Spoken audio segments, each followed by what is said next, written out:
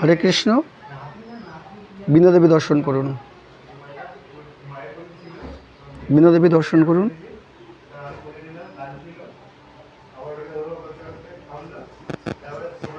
বৃন্দা দেবী দর্শন করুন। এটা বৃন্দা দেবী, এটা কৃষ্ণ কৃষ্ণ বৃন্দা দেবী, কৃষ্ণ তুলসী।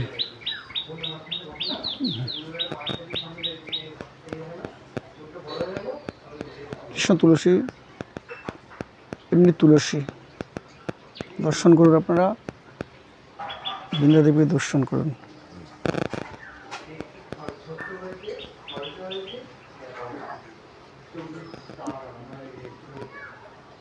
বৃন্দা দেবী দর্শন করুন।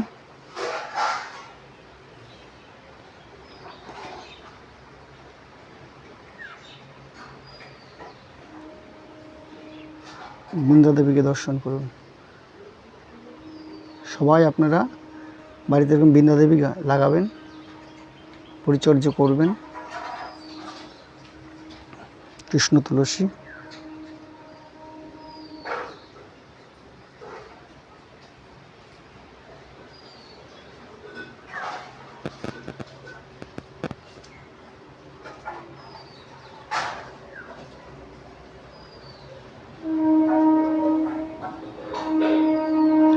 একদা নারদ মুনি ব্রহ্মাকে জিজ্ঞেস করলেন, কলির জীবেরা কী করে পরিত্রাণ পাবে? তদুত্তরে ব্রহ্মা বলিলেন, কলির জীবেরা তুলসীকে যারা দর্শন করিবেন, তুলসীর বাগান যারা জল সিঞ্চন করিবেন, যারা তুলসীকে জল দিয়ে পরিচর্যা করবেন, তাদের রাশি রাশি পাপ ক্ষয় হয়ে যাবে। যারা তুলসীকে নমস্কার করবেন, তাদের জন্ম জন্মান্তরের পাপ বিনষ্ট হয়ে যাবে।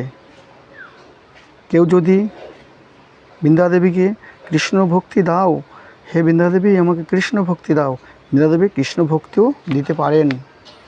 বৃন্দা দেবী ভক্তি জননী। বারবার আপনারা কৃষ্ণ ভক্তি চেয়ে নিন। বৃন্দা দেবীকে প্রতিদিন জল দান করুন, জল দিন, জল সিঞ্চন করুন, আর কৃষ্ণ ভক্তি চেয়ে নিন। সবসময় কৃষ্ণ ভক্তি চাইবেন, অন্য কিছু বৃন্দা দেবীকে চাইবেন না। সে ভক্তি জননী, সে কৃষ্ণকে অবশ্যই দিতে পারেন, আপনারা চেয়ে নেবেন।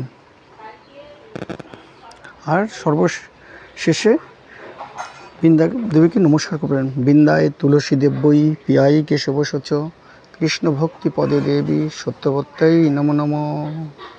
হরে কৃষ্ণ।